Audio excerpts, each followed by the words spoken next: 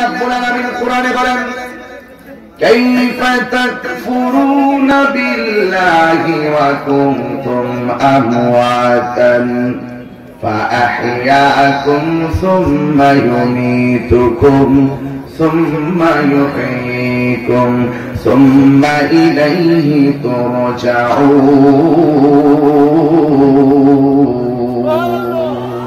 الصلاة والسلام عليك يا حبيب الله الصلاة والسلام عليك يا شفيع المذنبين الصلاة والسلام عليك يا رحمة للعالمين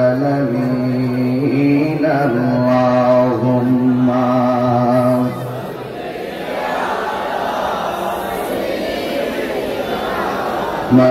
مولانا محمد وعلى آل سيدنا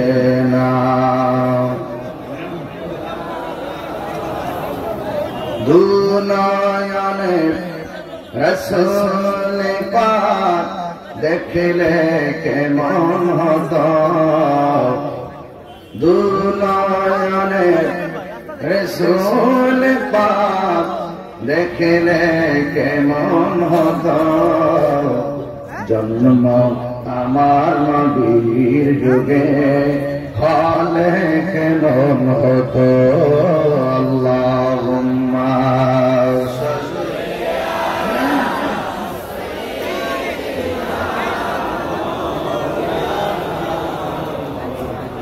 وعلى آل سيدنا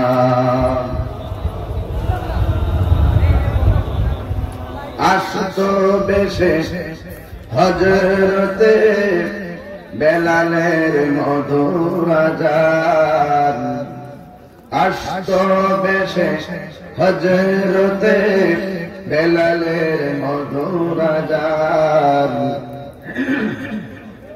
সেই আযানে এত প্রেম মুগ্ধ রহমান দয়াল নবীর পিছে নামাজ পড়লে কেমন হতো আল্লাহুম্মা এই করে কমাই দাও মিক্স কমাও মাওলানা মুহাম্মদ ওয়া আলা আলি সাইয়্যিদিনা মুআজ্জাজ মুকাররম মৌলভীবাজার জেলার অন্তর্গত রাজনগর উপজেলাধীন তারাপাশার চৌমোহনাম সংলগ্ন মাঠে দিনের বেলা বিশাল সুন্নি কনফারেন্সের সম্মানিত সভাপতিত্বয় আলহাজ হাফেজ মাওলানা আব্দুল মান্নান শেখ, জনাব শেখ মোহাম্মদ বশারত আলী শেখ, জনাব মোহাম্মদ আতাউর রহমান শেখ, উদ্বোধক ৭ নং কামারচাঁদ ইউনিয়ন পরিষদের সম্মানিত চেয়ারম্যান জনাব নজমুল হক সেলিম শেখ, আজকের মাহফিলের প্রধান অতিথি শাহজালাল বিজ্ঞান ও প্রযুক্তি বিশ্ববিদ্যালয়ের সহকারী অধ্যাপক, সারা বাংলার আলোড়ন সৃষ্টিকারী মুজাহিদ আহলে সুন্নাহ, আমার অত্যন্ত প্রিয়তম ব্যক্তিত্ব আল্লামা মুহাম্মদ এমদাদুল হক সাহেব মাদাজিল্লাহুল আলী, উপস্থিত আছেন রাজনগর উপজেলা পরিষদের সম্মানিত চেয়ারম্যান জনাব মোহাম্মদ শাহজাহান খান শেখ, আলহাজ জিল্লুর রহমান শেখ, মুখলিসুর রহমান শেখ, জিয়া রহমান জিয়া শেখ সহ ওয়া মুবাল্লিগিন উলামায়ে কিরাম। যে আল্লাহ রাব্বুল আলামিন আমাদের সকলকে দিনের বেলা কাঁধে কাঁধ মিলে আলোচনা করা এবং শোনার তৌফিক দিচ্ছেন, শুকরিয়া তার সকলে উঁচু কণ্ঠে পড়ুন আলহামদুলিল্লাহ। জন্মেছি ভাবে যেতে হবে, তবে এমন জায়গায় একদিন চলে যাব যেখান থেকে আর কখনো ফিরে আসতে পারবো না। জবান খুলে বলুন সেই জায়গাটার নাম কি? আওয়াজটা বড় করে বলুন নামটা কি? কবর কি আমাদের আসল ঘর না নকল ঘর? এই কবরে যারা চলে গিয়েছেন তারা কি আবার মাসে মাসে বাসায় আসে? আসে না। সুযোগ গভীর মনোযোগ, নীরব থাকবেন, কেউ কথা বলবেন না। আদবের সাথে, নম্রতার সাথে, ভদ্রতার সাথে বসব। আমি অনেক দূর থেকে রাতের বেলা 2টা-3টা প্রোগ্রাম করে আবার দিনের বেলা প্রোগ্রাম করা অনেক কঠিন। এরপর আপনাদের মহব্বতে, আমার প্রিয় নবীর ভালোবাসায় আজকে রাজনগরের তারাপাশা দিনের বেলা আমি হাজির হয়েছি। শুকরিয়া তান সকলের কণ্ঠটা উঁচু করে পড়ে আলহামদুলিল্লাহ। লাখ কোটি দরুদ ও সালাম ওই নবীর নূরানি কদম মোবারকে যিনি হায়াতুন নবী, নূর নবী, গায়েবের খবর দেনওয়ালা হুজুর নূর সাল্লাল্লাহু আলাইহি ওয়াসাল্লামের উম্মত হিসাবে আল্লাহ পাক আমাদের সকলকে কবুল করেছেন। এই জন্যে শুকরিয়া তান সকলে কণ্ঠটাকে উঁচু করে আবারও করি আলহামদুলিল্লাহ। আল্লাহ রাব্বুল আলামিন কোরআনে বলেন, কাইফা তাকফুরুনা বিল্লাহি ওয়া কুনতুম আমওয়াতান ফাআহইয়াকুম সুম্মা ইউমীতুকুম সুম্মা ইউহয়ীকুম সুম্মা ইলাইহি তুরজাউন।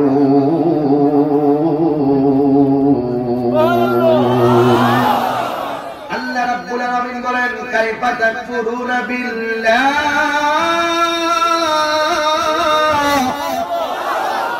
তোমরা কিভাবে আল্লাহকে অস্বীকার করছো? তোমরা ছিলে নিষ্প্রাণ। নিষ্প্রাণ মানুষটার ভিতরে প্রাণ দিয়েছেন কে? প্রথম ছিল তুমি আল্লাহর কুদরতের উপরে, এরপরে রহমতের উপরে, তারপরে আগুনে আর ওয়াহের উপরে, তারপরে বাবা এবং মায়ের মাধ্যমে তুমি দুনিয়াতে এসেছো। একটা কথা তুমি মনে রেখো, ফুলের সৌরভ, মানুষের গৌরব চিরদিন থাকে না। আল্লাহর এই বলা হয়েছে খলিকাল ইনসানু দাঈফা, আল্লাহ রাব্বুল আলামিন মানুষকে দুর্বল করে বানিয়েছেন। চিৎকার মেরে কি আল্লাহু আকবার বলবেন না? আল্লাহ যদি আমাদেরকে দুর্বল করে বানায়, পৃথিবীর কোন শক্তি তারে সবল বানাইতে পারবো?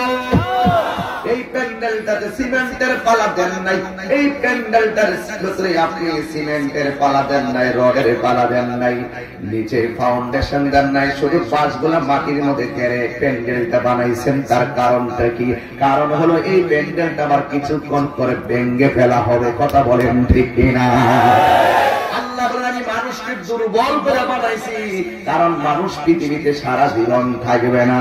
আমি আল্লাহ রাব্বুল আলামিন সব কিছু ধ্বংস করে দিব কিয়ামতের মাধ্যমে। আল্লাহ বলেন, কুল্লু মান আলাইহা ফানি ওয়া ইয়াবকা ওয়াজহু রাব্বিকা যুল জালালি ওয়াল ইকরাম।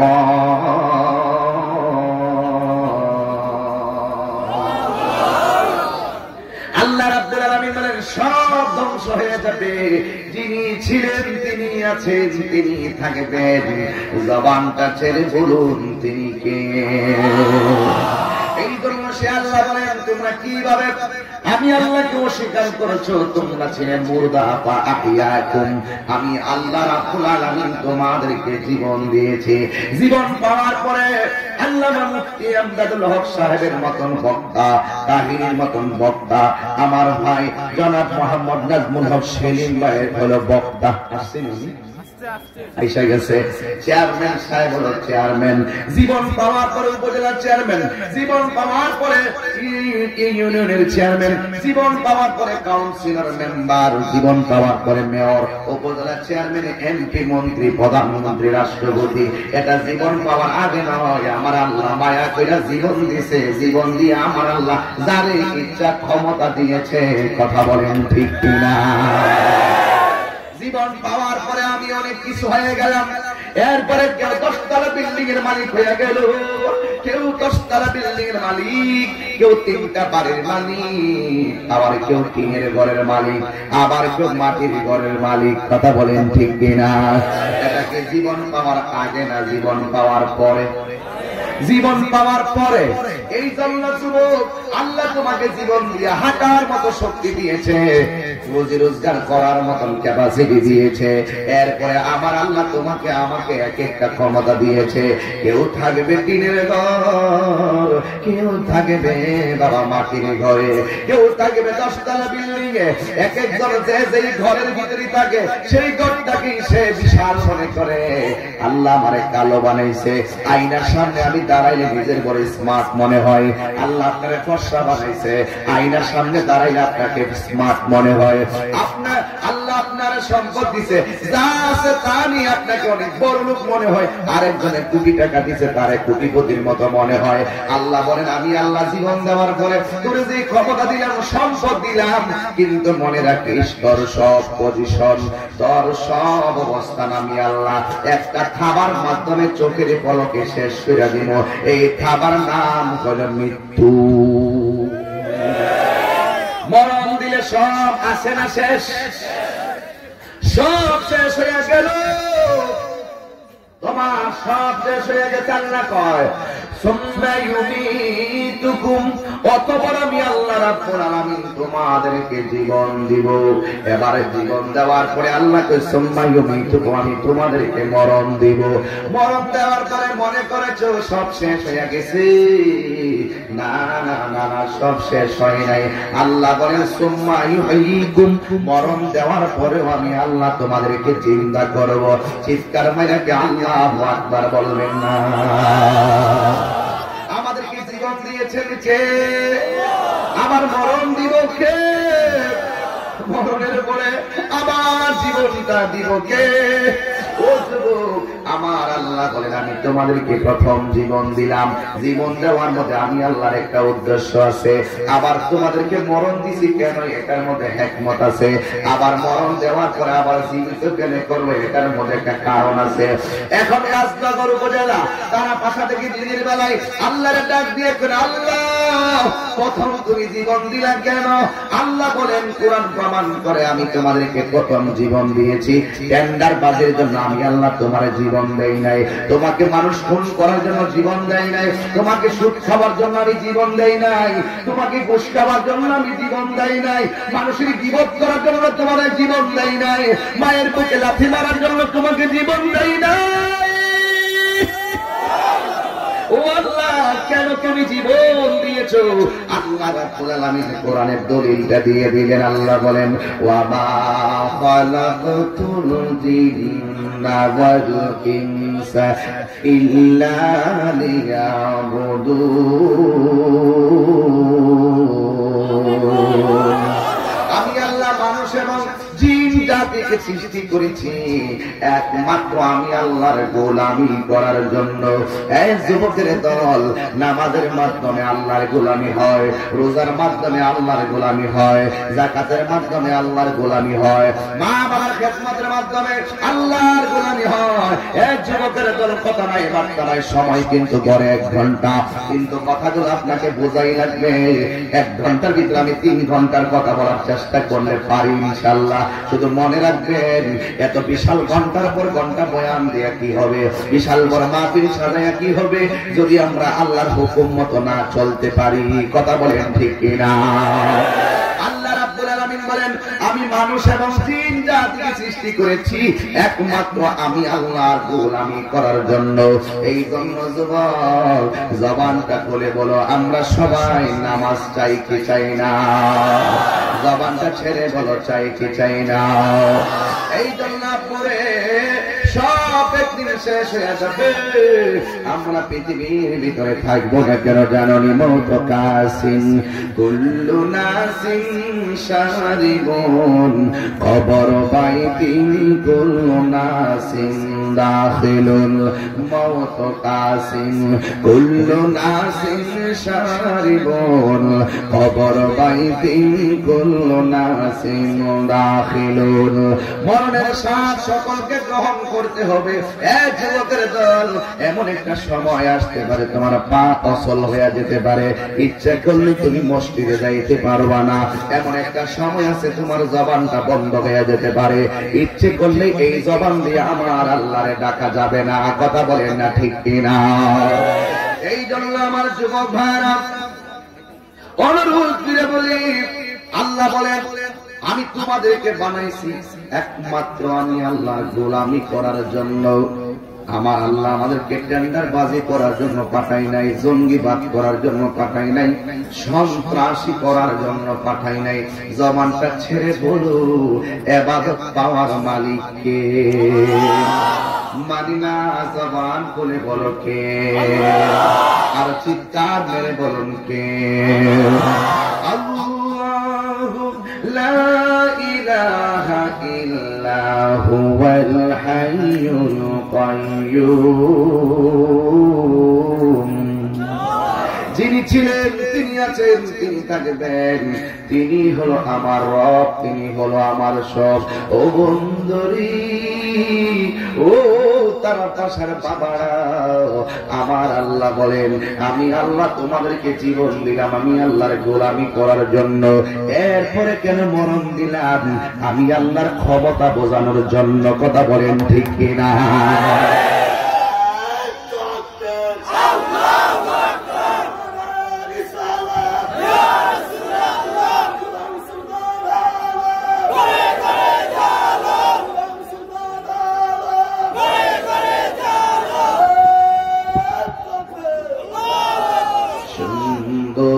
পৃথিবী ছেড়ে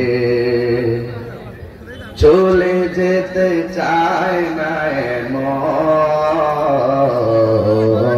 তবু চলে যেতে হয়। ঠিক না বেঠি? সবাই দুটা হাত তুলে দেন, সবাই বলুন সুন্দর পৃথিবী ছেড়ে চলে যেতে চায় না মন, তবু চলে যেতে হয়, তবু চলে যেতে হয়। সুখের তো চালা ছাউনি দিয়া যতন করিয়া ঘর বাঁধিয়া সাজানো হৃদয়ে ভুবন বেঁচে থাকার আশায় তখনই চলে এলো উপরের ডাক, তখনই চলে এলো উপরের ডাক। হলো না পূরণ স্বপ্ন, তবু চলে যেতে হয়, তবু চলে যেতে হয়। সুন্দর পৃথিবী ছেড়ে চলে যেতে চাই না মন, তবু চলে যেতে হয়। মুরব্বীর দাড়িগুলা পেকে গেছে, মুরব্বীর দাড়িগুলা পেকে গেছে। অনেকে মনে করে আমার তো দাড়ি উঠে নাই, এখনো মরার বয়স হয় নাই। এটা কখনো ধারণা করিল না। কারণ কি জানি, বহুত মুরব্বীর আগে ইয়াং বয়সের পোলাপান সাইড দিয়া রাস্তায় ময়রা পরে থাকতে দেখা যায়। কথা বলেন ঠিক কিনা? জবানটা খুলে বলো, জবানটা খুলে বলো, আওয়াজ করে বলুন হেদায়েতের মালিক কে? মৌতের মালিক কে? অনেক সময় ডেলিভারিতে ছোট বাচ্চা মারা যায়, এমন ইতিহাস আছে না নাই? কই বসবে জায়গা নাই তো বাবা। যাদের গায়ে ছায়া লাগতেছে আপনারা বসুন, যাদের গায়ে ছায়া লাগতেছে আপনারা বসুন। একটু দেখি আপনার বিবেকটা দেখি। আপনার পিছনে অসংখ্য লোক দাঁড়ায় রয়েছে, ওরা দেখতে পারতেছেন। আপনার গায়ে ছায়া লাগতেছে, বসেন। যাদের গায়ে ছায়া আছে বসুন, বসুন।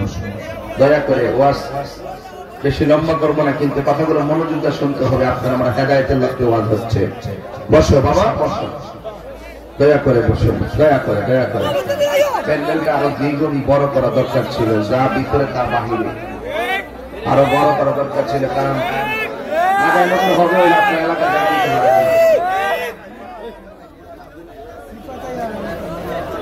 আচ্ছা রে বাবা আস্তে কি আমার কথা শুনছো তোমরা? আমি তো একবার বললে দ্বিতীয়বার বলা লাগে না, আপনারা তো আমাকে মহব্বত করেন। তো এখানে যদি মহব্বত না দেখেন তাহলে কি রাজনগরের ইজ্জত থাকে? বসুন, এক পিছনে বসুন, মাটিতে বসুন। ড্রেসের ভিতরে মাটিতে কাপড়ে মাটি লাগলে লাগবে, একদিনে এই দেহটা মাটিতেই যাবে। কথা বলেন ঠিক না দেখি? এই যে দাঁড়িয়ে আছে বাবা, একদম মাটিতে বসে পড়ো। এই সুন্দর করে মাটিতে বসে, এরকম উঠে বসো না, একদম সিস্টেম করে বসে ফেলে বসো, বসো সুন্দর করে বাবা, মাটিতে বসেন, কোনো সমস্যা নাই। আল্লাহ পাক কাহার ড্রেসের দিকে তাকাবে না, কাহার চেহারার দিকে তাকাবে না। আপনারা কোন কারণে মাহফিলে আসছেন আল্লাহ পাক তার মনের দিকে তাকিয়ে আছে। কথা বলেন ঠিক কিনা বলেন? আরো যদি বলে ঠিক কিনা বলুন। বসছেন, এই যে কোন তিনজন মাস্টার গুলো, হ্যাঁ দেখি কিন্তু সব বুঝি, তবে কিন্তু বুঝি। বসছ, এই ছেলে বসো, এই এই বসো, পিছনে দেখে না, এখন মোটামুটি ঠিক আছে। এক কোনায় বসো। সকালে পরে আল্লাহুম্মা সাল্লি মাওলানা মুহাম্মদ ওয়া আলা আলি সাইয়্যিদিনা। মাশাআল্লাহ, এই তো হয়ে গেছে। গভীর মনোযোগ। আমি বলেছিলাম আল্লাহ রাব্বুল আলামিন আমাদেরকে দুনিয়ায় পাঠিয়েছেন একমাত্র কার গোলামি করার জন্য। অনেকের জবান চলে না, জবান খুলে বলেন কার গোলামি করার জন্য, হুঙ্কার মেরে বলেন কার গোলামি করার জন্য। আমরা ইবাদত করি কার? সিজদা পাওয়ার মালিককে। আল্লাহ ছাড়া কাহার কাছে মাথা নত করলে কি ঈমান থাকবে? এই জন্য সিজদা পাওয়ার মালিক হলো একজন, জবানটা খুলে বলো তিনি কে? এই যুবক, সিজদা পাওয়ার মালিক আমার আল্লাহ। আমরা সুন্নিরা কারা? আমরা কি কথা কয় না? আওয়াজ একটু হালকা হালকা মনে হয়, বুঝা ফেলাইছি। কিন্তু ধাক্কা ধাক্কি কইরা লাভ নাই, কইলে আমার বুঝাই আপনার দলে নিবে, নাইলে আপনি বুঝা আমার দলে আসবে। এখন ধাক্কা ধাক্কির দিন নাই, ইন্টারনেটের যুগ। আপনি এক জায়গায় আমার বদনাম করলে আমি আর এক জায়গায় বসে আপনারা বাংলা ওয়াশ করে দিবেন। আবার আমি এক জায়গায় আপনার বদনাম করলে আপনি আরেক দিক দিয়ে আমারও ধরবেন। তাহলে দরকার কি দরাদরি? এবার আসেন হাতে হাত রাখি, হয়তো বুঝাইয়া নিবেন, নাইলে বুঝা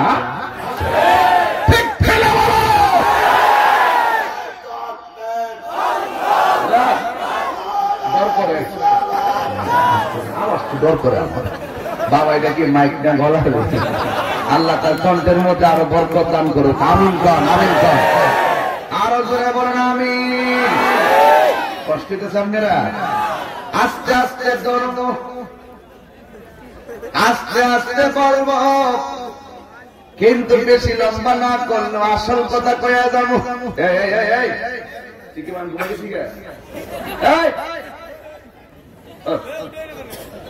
এই যুবকরা বসো বাবা, তোমরা অনেক মহব্বত করো, বসো বাবা বসো, সুন্দর করে দেখা যাবে।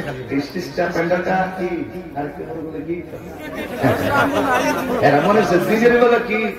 দিনের বেলা না, এটা হলো নবীর প্রেমিকের সংখ্যা দিনে দিনে বাড়তেছে, কোরআন পাক প্রেমিকের সংখ্যা বাড়তেছে।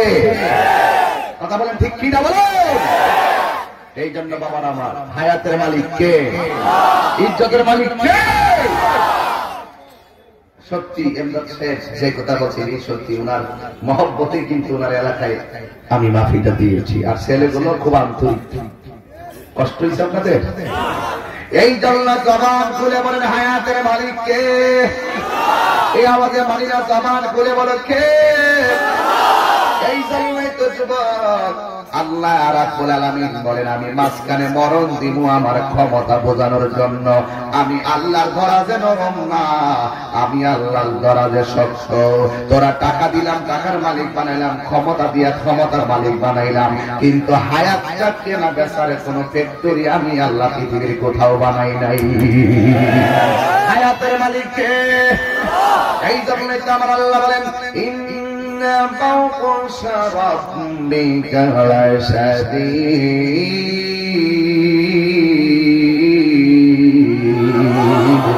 নিশ্চয় আমি আল্লাহর ধরা অনেক শক্ত। এরপরে আল্লাহরে প্রশ্ন করেন, আল্লাহ প্রথম জীবন দিছো গোলামি করার জন্য, দ্বিতীয়বার জীবন দিছো তোমার ক্ষমতাটা বোঝাইয়া দিলা। ও আল্লাহ এরপরে তুমি কেন জীবন দিবা? আল্লাহ বলেন, দুনিয়াতে প্রথম জীবন দেওয়ার পর আমি তোরে দুইটা শর্ত দিছিলাম, হয়তো ভালো পথে চলবি, ভালো পথে চললে আমাকে পাবি, আর মন্দ পথে চললে তুই জাহান্নামে যাবি। এই জন্য তুই দুনিয়াতে যাইয়া তোরে এত সুন্দর একটা বিবেক নামক আদালত দিলাম, এই বিবেক করে তুই ভালো কাজে না খাটাইয়া মন্দ কাজে খাটাইছস। যেমন আজকে রাজধানীর তারা পাশা যারা মাহফিল করেছেন, ইচ্ছা করলে এখানে নারী পুরুষ আইনা কনসার্ট করতে পারতো কি পারতো না? এই ছেলেগুলোর বিবেকে নাড়া দিছে, নর্তকী আইনা যাত্রাগানের আসর করলে আল্লাহ গুনাহ দিবে। আমরা মাহফিল করব, কোরআন সুন্নাহর আলোচনা করব, এই যে থিওরি, এই থিওরিটা আমার আল্লাহ আপনাকে দিয়ে দিয়েছে। আগুনে হাত দিলে হাত পড়ে যাবে, পানিতে হাত দিলে পানি ভিজে যাবে, এটা বুঝার জন্য আল্লাহ আপনার বিবেক দিয়েছেন। আল্লাহ বলেন, আমি দুনিয়াতে তোরে দেওয়ার পরে তুই কেন ভালো পথে চললি না, তুই কেন মন্দ পথে চললি? ভালো এবং মন্দের পুরস্কার দেওয়ার জন্য ভালো কাজ করলে ভালো কাজের প্রতিদান দিব, আর খারাপ কাজ করলে খারাপ কাজের প্রতিফল দিব। এই দুইটা পুরস্কারের জন্য, দুইটা হিসাবের জন্যই আমি আল্লাহ তোদেরকে মরণ দিয়ে একটা ময়দানে তুলব, যেই ময়দানের নাম হাসরের ময়দান। জোরে কে আল্লাহু আকবার বলবেন না?